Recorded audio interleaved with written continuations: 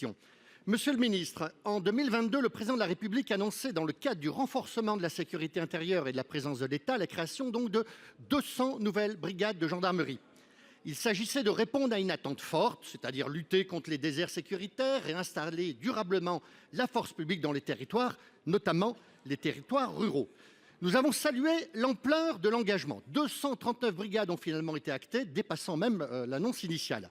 Monsieur le ministre, je sais que vous partagez avec l'ensemble de cette assemblée la conviction que la sécurité ne peut être à géométrie variable selon les territoires. Pourtant, plusieurs signaux d'alerte remontent du terrain.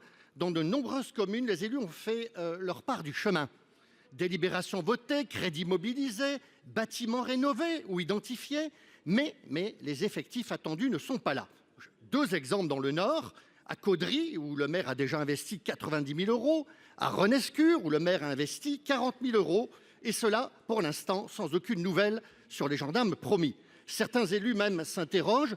Les 2000 équivalents temps plein annoncés pour ces brigades ont-ils bien été budgétés? Ou les projets sont-ils aujourd'hui gelés, voire compromis en raison de blocage budgétaire? Alors il y a quand même un endroit où ça marche bien, il y a une caserne, c'est à Zuidcote. D'ailleurs, je vous invite à passer un week-end à Zuidcote dès que vous le pourrez.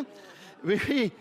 Et pourquoi ça se passe bien là-bas, monsieur le ministre? Parce que c'est le seul endroit de France où les gendarmes sont payés par le gouvernement de sa gracieuse majesté dans le cadre de la problématique migratoire. Voilà, ceci explique cela. Monsieur le ministre, nous avons besoin de clarté. Nos concitoyens, les élus locaux, les forces de l'ordre, tous attendent que la promesse présidentielle soit tenue.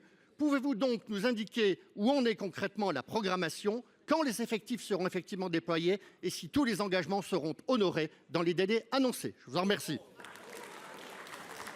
Pour vous répondre, la parole est au ministre d'État, ministre de l'Intérieur, monsieur Bruno Retailleau.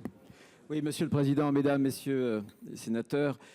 Monsieur le sénateur Franck Hersin, vous avez raison, j'ai négocié récemment d'ailleurs une rallonge budgétaire avec ma collègue ministre Yvette Cooper, anglaise, pour déployer les forces, notamment de lutte contre l'immigration illégale. Et vous avez eu raison de rappeler qu'il y a un engagement présidentiel sur le déploiement de ces 239 gendarmeries, mais il y a aussi un engagement législative, puisque je me souviens très bien que nous avons voté ici, notamment la LOPMI, la loi de programmation du ministère de l'Intérieur, et nous en avons déployé l'an dernier 80. Cette année, l'objectif est de 57. La priorité, c'est les départements qui n'ont pas été pourvus. La priorité, c'est de privilégier les communes, les collectivités qui ont justement investi déjà. Ça n'est pas une question d'ordre strictement budgétaire, puisque nous avons la masse salariale. Il faudra néanmoins les autorisations de création des postes. Au total, 57 gendarmeries, c'est à peu près 464 gendarmes.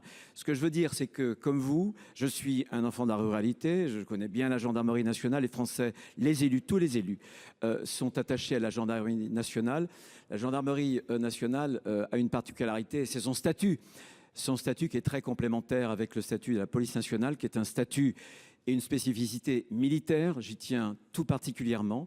Et puis, il y a aussi une autre singularité, c'est son enracinement dans tous les territoires. Dans tous les territoires, le gendarme, ça n'est pas seulement le soldat de la loi, c'est aussi le soldat du lieu.